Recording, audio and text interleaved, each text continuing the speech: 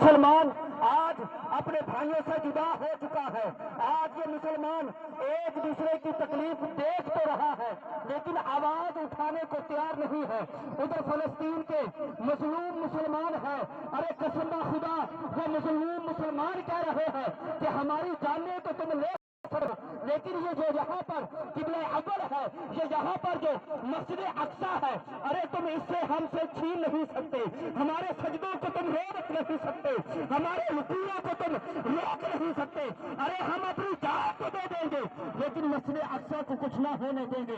قسم خدا یہ میں نہیں کہہ رہا، آپ میڈیا کا دور ہے، اپنے ٹیلی ویژنوں پر دیکھ رہے ہیں، اپنے موبائلوں میں آپ دیکھ رہے ہیں کہ کس قدر مظلوم بچوں کا خون بہایا جا رہا ہے، کس قدر عورتوں کی عزتوں کو داغدار کیا جا رہا ہے. ارے کس قدر قسم خدا عورتوں کا خون بہایا جا رہا ہے. کہیں کسی کے پیٹ میں بچہ ہے تو اس عورت کو شہید کر دیا جاتا ہے. قسم خدا دل خون کے آنسو لیتا ہے جب ایک بندے نے اپنے ہاتھ میں ایک چھوٹے سے بچے کے ٹکڑے کو اٹھایا ہوا تھا. ارے قسم خدا میں حیران ہو گیا کہ اگر ہمارے اعضاء پر تکلیف ہوتی ہے تو کس قدر ہم اسے محسوس کرتے ہیں. ارے میرے بھائیوں، میرے دوستوں، ذرا غور تو کرو، وہ بھی تو کسی ماں کا بیٹا ہوگا. ارے جس کے پیٹ میں وہ تھا وہ بھی تو کسی کی بہن ہوگی، وہ بھی تو کسی کی ماں ہوگی جس کے خون کو بہایا گیا. ارے میں اپنے 57 ممالک کے حکمرانوں کو عرض کرتا ہوں، ہماری آوازوں میں اتنا دم نہیں ہے، ہماری آوازوں میں اتنی طاقت نہیں ہے، لیکن ہم پھر بھی کھڑے ہوئے ہیں، اپنے مسلمان بھائیوں کے لیے کھڑے ہوئے ہیں. لیکن وہ کہاں پہ چلی گئی حضرت عمر بن خطاب والی غیرت. ارے میں کہتا ہوں اگر محمد بن قاسم ایک لڑکی کے خط پر قسم خدا عرب سے چل کر ہندوستان آ سکتے ہیں تو آج کا حکمران اپنے مسلمان بھائیوں کے لیے آواز کیوں نہیں اٹھا رہا؟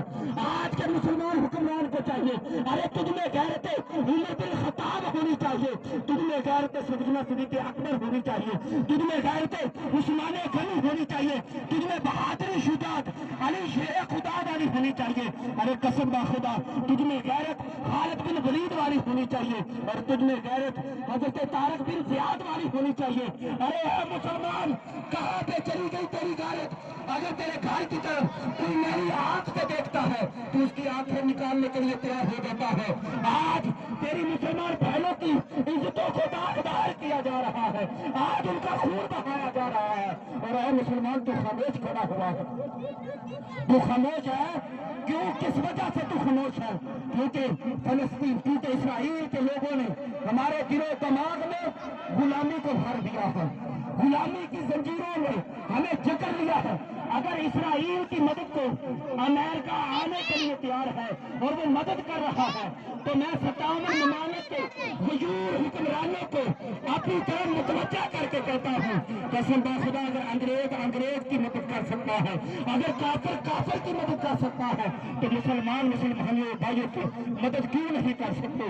کیوں اپنی آنکھوں کے ساتھ اس ظلم و ستم کو دیکھ رہے ہیں؟ کس وجہ سے اس خون کو دیکھ رہے ہیں، خون ریزی کو دیکھ رہے ہیں؟ اور میں خصوصاً آپ سے التجا کر رہا ہوں، آپ سے ہاتھ باندھ کر عرض کر رہا ہوں، ارے قسم خدا ہم بھی اسرائیل کی مدد کر رہے ہیں، اس مدد سے باز آ جانا چاہیے. آپ کہیں گے کہ ہم کیسے مدد کر رہے ہیں؟ آپ یہ کہیں گے، وہ ایک فٹ بال ہے نا رونالڈو، آپ نے اس کا نام سنا ہوا ہوگا، رونالڈو فٹ بالر ہے، اس نے کیا کیا؟ اس نے کوک کی بوتل کو اٹھا کر وہاں پر پانی کی بوتل کو رکھ دیا اور صرف 2 دن میں $6 ملین کا ان کو نقصان ہو گیا تھا. کتنے دنوں میں؟ صرف 2 دنوں میں. میرے بھائی وہ انگریز ہے، وہ ہندو ہے، وہ عیسائی ہے، رونالڈو وہ مسلمان نہیں ہے، لیکن اس کے دل میں مسلمانوں کا درد تھا، اس کے دل میں فلسطین والوں کی محبت جاگی اور اس نے اس بوتل کو سائڈ کر کے پانی کی بوتل کو رکھ دیا اور ان کو کتنا نقصان ہو گیا اسرائیل والوں کا. اے میرے مسلمان، تو اپنے گھروں سے یہ تم اسرائیل کی جو چیزیں استعمال کر رہے ہو اس کو اپنے گھروں سے نکال دو، اپنی دکانوں سے باہر پھینک دو. ہمیں ضرورت نہیں ہے ایسے پیسے کی جس پیسے کی وجہ سے ہم کفار کی مدد کر رہے ہیں. اور قسم خدا جو ایک لقمہ ہم ان کے گلے میں ڈال رہے ہیں اور جس کی طاقت کی وجہ سے وہ طاقت ہمارے مسلمان بھائیوں پر استعمال کر رہے ہیں، तो कसम खुदा हम उसमें भी शामिल हो रहे हैं। अपनी घरों से, अपनी दुकानों से ये जो लूट की कंपनियां हैं इसको निकाल करके टैक्सी प्लेट की जो इनका मुकम्मल बाइकाट करके हमने ना खुद लेके पीनी है ना अपने बच्चों को लेके पिलानी है। उसके अलावा भी तो बोतलें हैं, उसके अलावा भी तो बिस्किट है, हम लेज इस्तेमाल करते हैं अपने बच्चों को देते हैं। इन मसनूआत का जो इसराइल की मसनूआत है, एक मुसलमान होने के नाते अगर कुफर की मदद कर सकता है, अगर काफिर की मदद कर सकता है तो हम जा नहीं सकते तो हम उनकी अशिया को बाइकाट कर सकते हैं।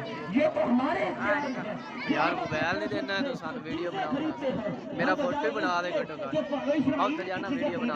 हम वही चीजें मुसलमानों की भी तो खरीद सकते हैं, हम वही मसनूआत पाकिस्तान की भी तो खरीद सकते हैं, बजाय इसके कि हम यहूदी मुल्क को फायदा दे, हम अपने मुसलमान पाकिस्तान के मुल्क को फायदा देते हैं। मेरे भाइयों, मेरे दोस्तों, मेरे यारों, मेरे बोलियो, आप सिर्फ आवाज उठाओ, आवाज बुलंद करो। कसम खुदा हो सकता है किसी एक गैरतमंद हुक्मरान के दिल में मेरी और तेरी आवाज घर कर जाए, कभी तो हम में से भी कोई ऐसा उठेगा जो मोहम्मद बिन कासिम का नाम पैदा कर देगा, कभी हम में से तो कोई ऐसा पैदा जरूर होगा कसम खुदा जो महमूद गजनवी बन जाएगा, कोई हम में से तो एक ऐसा होगा जो तारक बिन जियाद की सीरत पर चलेगा। मेरे भाई, कोई हम में से तो ऐसा होगा जो सलाहुद्दीन अय्यूबी के नक्शे कदम पर चलेगा। अरे कहाँ पे चलेगा वो हुक्मरान? अरे कसम खुदा जब ललकारते थे तो पूरा कुफर कांप जाया करता था, जब आवाज निकालते थे तो कुफर की दहलीजें कांप जाया करती थी। अरे कहाँ पे लाऊं मैं वो बहादुरी के किस्से? अगर जब हजरत अली शेर खुदा का नाम लिया जाए तो आज भी खैबर का कांपना शुरू कर देता है।